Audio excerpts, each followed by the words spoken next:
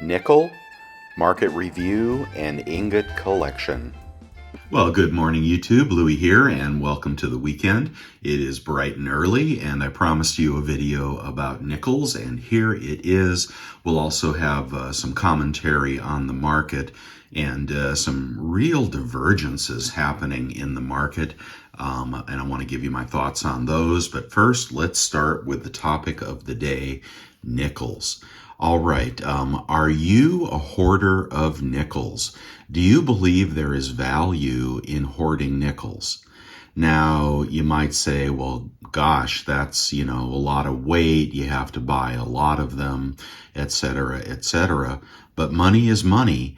And there is nothing that is more of a sure thing than change that has both a monetary value and has a metal content. And even more so when the commodity itself is depressed. All right, you know what happens with commodities. They go through boom and bust cycles. You've seen it with silver. You even see it with gold. And we are sitting at a pretty bare bottom on commodities right now after having had stratospheric moves in the commodities and then have that move completely erased or almost completely erased. And then, so you know what can happen with commodities. All right, now I have told this story a couple of times, and this goes to longtime stackers and hoarders and people that believe in true value and people that are willing to wait, or you're wanting to pass on generational wealth. All right. And you don't have to just do that with silver. I mean, silver is fantastic and there is potential for passing on generational wealth. There is potential for short-term gains, and there is potential for, certainly barter in times of SHTF. But you can broaden your perspective a little bit, and that is to think about base metals and change. Now, I'll tell this story real quickly, and I wish I had one to show you. Indian head pennies. Now, my uncle, who is departed for some time now, he hoarded Indian head pennies. Okay, back in the day, he was probably born around 1920 or so.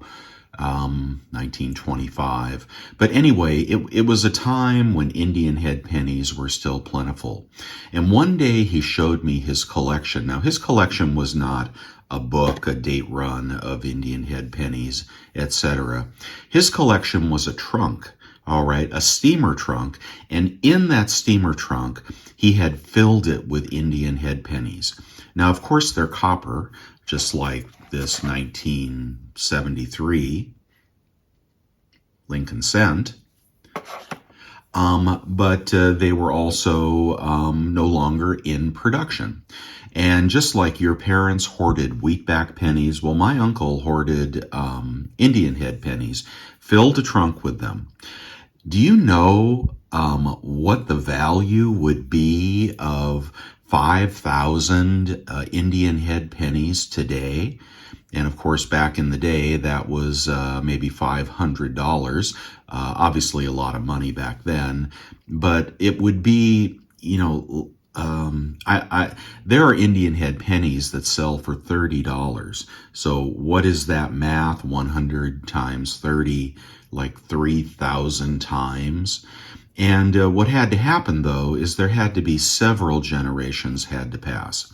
Okay, so I often think back of that Indian head penny trunk. Unfortunately, he lost it in a divorce. His wife stole it and did something with it. I don't know what. And that is ancient history. Those pennies did not make it to his heirs, unfortunately. So you got to protect against that as well. Now, here I am going down a rabbit hole, and I didn't want to do that. All right, so If you had hoarded wheatback pennies, like many of us did, I think probably most of you did, or your parents did, you know there is tremendous value in wheatback pennies, both in the copper and now in the numismatic value, if you have some better examples or some rarer dates. But did you know that after the wheatback penny, pennies continued to be copper for some time, and people generally threw these copper pennies back into the change drawer or gave them back to Coinstar, at a 10% haircut. But copper pennies, until more recent time, and here is a more recent penny that is basically zinc. It has no value, no metal value to speak of. Copper pennies now sell in bulk for 2 cents. All right, so that $500 trunk of pennies that we could have put together 10 years ago, 20 years ago, would easily have doubled in value, and that is if there was no numismatic value in the pennies. Of course, it takes a special brave soul to sort through pennies for rare dates and errors, but people are doing it. So there's a more recent example. Have you gotten rid of copper pennies just because they were not wheatbacks? All right, let's move to current times. Nickels. Now, you remember the nickel run recently where they were trying to bust the exchange and nickel values were going through the roof. There was a period there where a nickel, I think, was worth 13 cents, and I'm talking about the base metal components. There is, I think it's 25% nickel, and I think it might be 75% copper. Both very, very desirable and important metals. And there was a time very recently after COVID where these guys were worth 13 cents, and you could find them all over eBay selling for markups like that for the base metal content. Of course, governments and markets and influential people smacked that price back down. But did you know today this nickel, as I speak, has 6 cents of value? That means that the $100 box of nickels I got from the bank yesterday is actually worth $120 in base metal value. And you can find these on eBay for upwards of $150 plus shipping. So you could say there's a $50 premium in this box. Now, I suspect that premium is not just the commodity that people are investing in. I suspect it is also the numismatic value that comes in previously circulated nickels, because there are silver nickels minted around wartime. I believe are they 30%? I want to say 40, but I think they might be 30% during wartime. There are sometimes buffalo nickels, and there are certainly rare date Jefferson nickels. Just one more aside, when we were in World War II, isn't it interesting that the commodity they ran out of was nickel? It wasn't silver. When it came time to make their nickels, they said, we need all the nickel in the world to manufacture bombs and planes and steel, and I forget everything that nickel goes into, chrome. It really goes into a vast variety of very important products. And they preferred to use silver in the nickels over nickel because nickel was that scarce. Now, I'm not saying that's today, and I'm not saying nickel is worth more than silver, certainly, but that is an interesting example of how important nickel is, and it's sitting in your nickels. Now, in these circulated nickels that I got from the bank, you might say, well, there's some of the old style in there, and those would have some numismatic value and worth sorting through, but there's these new ones. Who wants these, right? Aren't these a cheap knockoff? Aren't these zinc, et cetera, et cetera? No. Exactly the same composition in a modern nickel. I think this one is 2014. exactly the same composition in a 2014 nickel, as ugly as they are, in my opinion. I don't think they could have made them uglier, as there is in a, what date is this?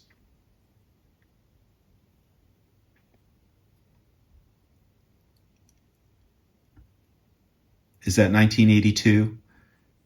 I think that's 1982. Same weight, same metal composition, etc.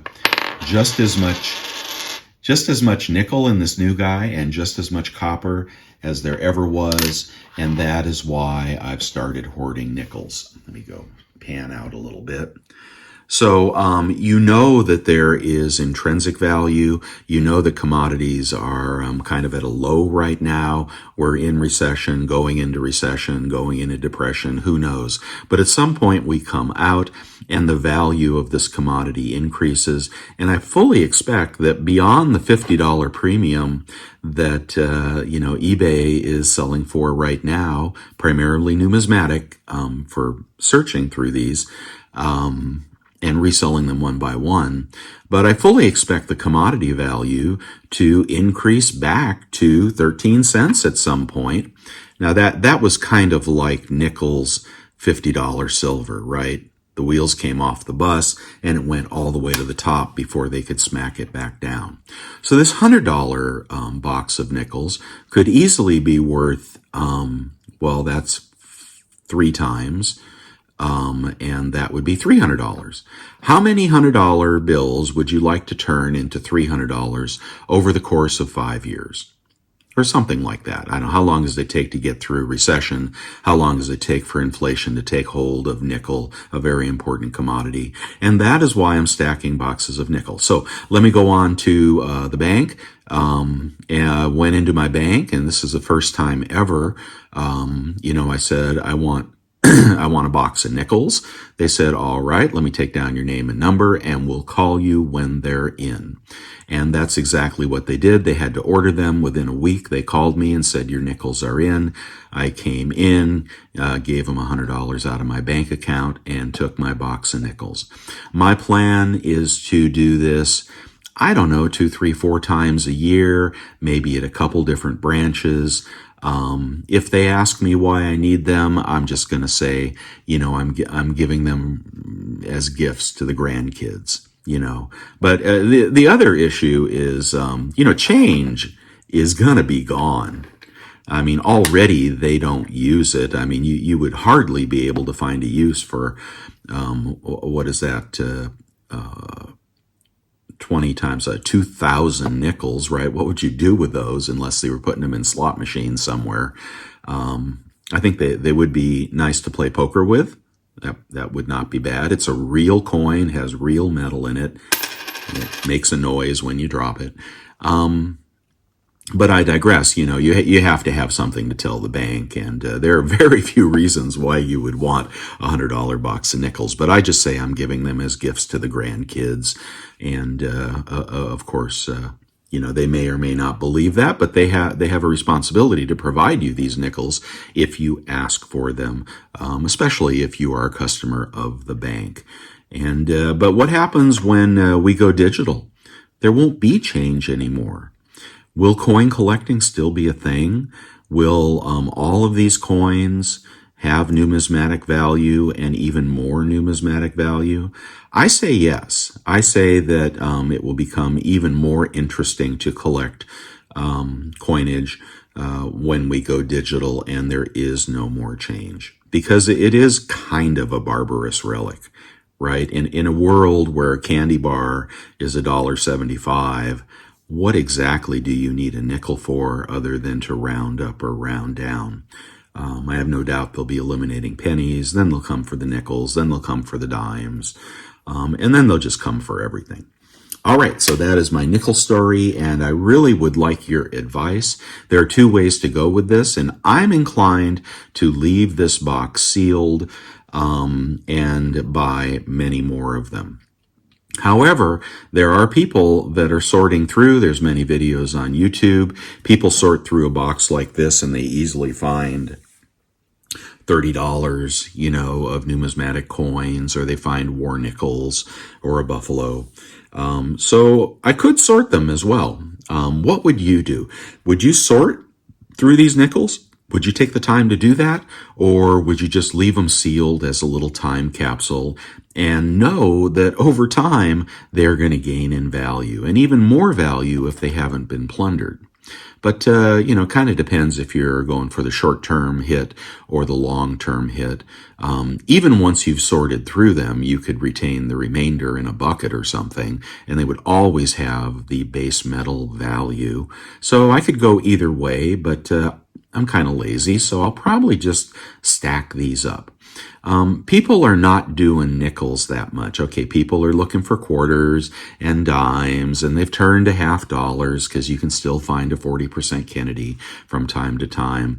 Nickels is the backup, but I would propose that people are missing the point that it is a guaranteed return the day you walk out of the bank. And if you could get 20 of these or so, I think you're going to make yourself a couple $1,000s. And that is a long-term perspective on nickel. All right, so let's talk about silver. Let me give you a piece of silver to look at. I was just going through some ingots here recently. It's just trying to get organized is such a challenge, guys.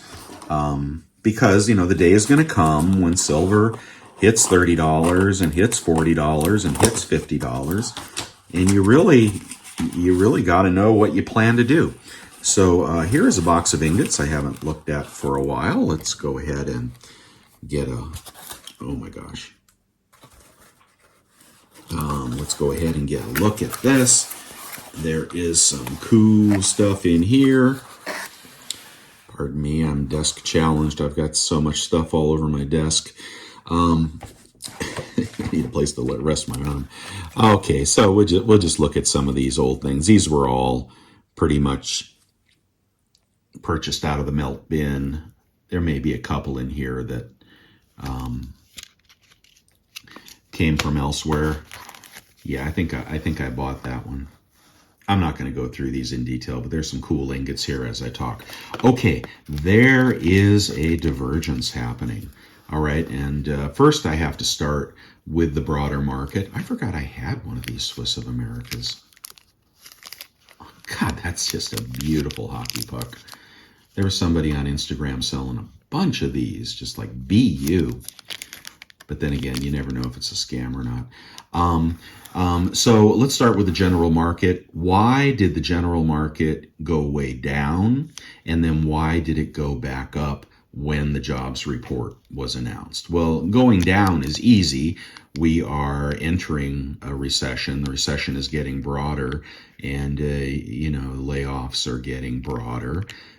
So I've no doubt that earnings are going to be depressed for a couple of quarters here. Numbers are going to get worse, and stocks are going to go lower.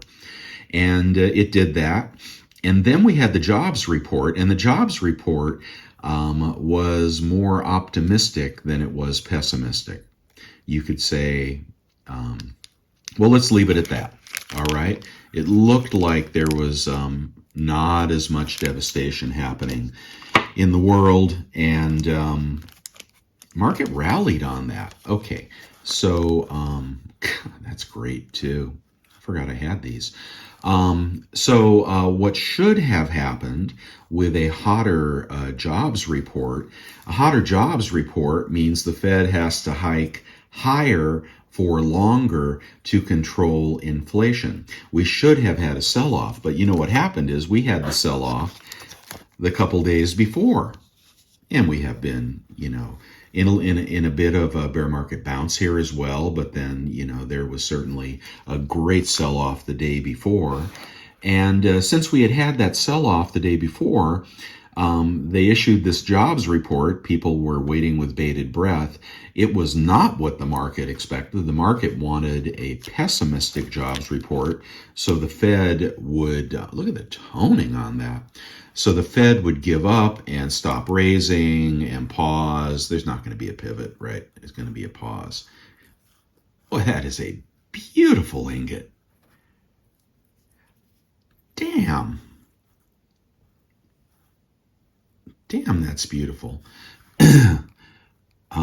Academy. Boy, that's a beautiful ingot. People have got this story wrong. The market did not go up because of the jobs report. The market went up because it went down prior to that. So that jobs report is actually a negative for the market. And this rally is another bear market rally. Sorry to say, I mean, I know people got their hearts set on buying the bottom, but it's another bear market rally. But, you know, could we keep going up through the holidays with a little Santa Claus rally? We could, but the direction of the market is still down. I'm not buying stocks except for my miners. Okay, so that's what's going on in the broader market, in my humble opinion. Look at that guy there. Now, what's going on with silver and gold? Hope some of you took advantage of some of those gold deals that I did the video on when gold was depressed. I was saying to a friend the day that JM Bullion came out with their at-spot deal, we both kind of texted each other the same thing. It's like gold is going lower because dealers only do that kind of thing when they predict there's going to be a drop in metal prices. These days, anyway. So we didn't buy that first day. We held out. But the next day, the floor came out of gold and silver. No, mostly gold, actually. And, I did that video, and I did buy that 1 ounce. So that's on its way from JM Bullion. And glad to have it now that gold was up like 50, 60 bucks in one day. And you might say, is this it? Is this the move? Okay, a couple things I want to say. This is the divergence in my mind. I do think the general market is going lower. I don't think the recession is over. However, big however here, these charts are looking really good. It looks like silver is bottoming and trying to reverse. It looks like gold is bottoming and trying to reverse. However, one of the reasons, I actually bought this. I don't really know why. It's just a little teeny bar. Centennial. Must be pretty rare. However, one of the reasons that the metals took off was that the dollar got destroyed on Friday. And so there was some resetting of currencies. I don't know all the stories, behind who's raising rates, etc. But the dollar took a huge haircut. And as you might have expected, that is rocket fuel for silver. I think it was actually, because rates were up, I think it was actually silver that made the move on the dollar drop as a commodity. Isn't that pretty? I think I bought this on vacation somewhere. Cute little extruded bar. I think silver made the move on the back of the dollar drop, and it pulled gold up with it. Anyway, that's what I think. Now here we are, the charts are looking really good, and my miners, oh my God, well, they're not my miners, but the miners are, wow, what a nice move. And I was able to pick up some GDX and SIL on the bottom the day before because it was too cheap. So the miners are look like they're making a reversal. Silver looks like it's going back into an uptrend. We're sitting at resistance at 21. We really got to get over 22 before there's any kind of party. But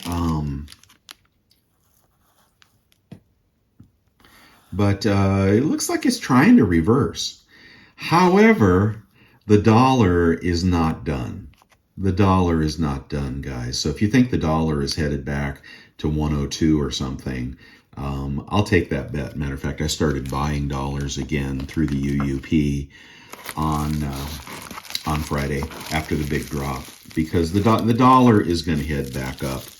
What is this? Oh, is this a Cincinnati?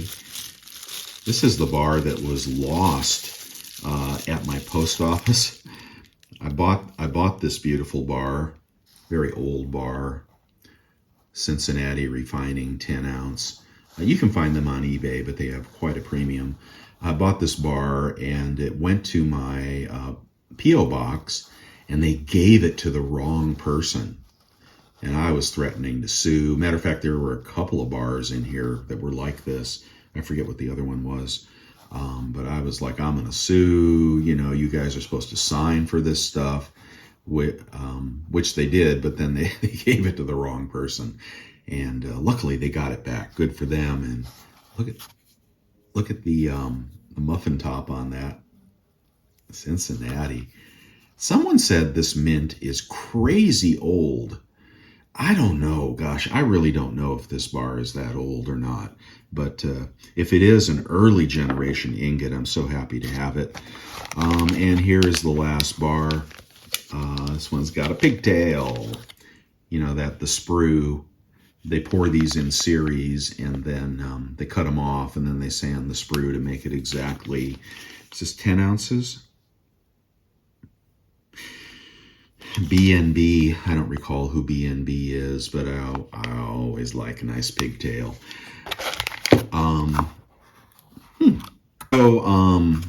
Anyway, that's what I think about silver. This has probably been the most confusing video you've ever heard, but there are divergences happening. I think we could have some short-term rallies for the holidays. I think the downturn will continue. However, if you want to have another however, I watched the most recent Keith Neumeyer from First Majestic interview, and the most honest gentleman on earth, in my opinion. And he says there is an inventory problem at the COMEX and the LBMA, and he's predicting $30 silver in about a year. I don't know, but he's got more credibility than, I mean, other people predict and say those things year after year after year, so I tend to not assign them with credibility, as they try to sell me 40% Kennedys at 15 times face or something.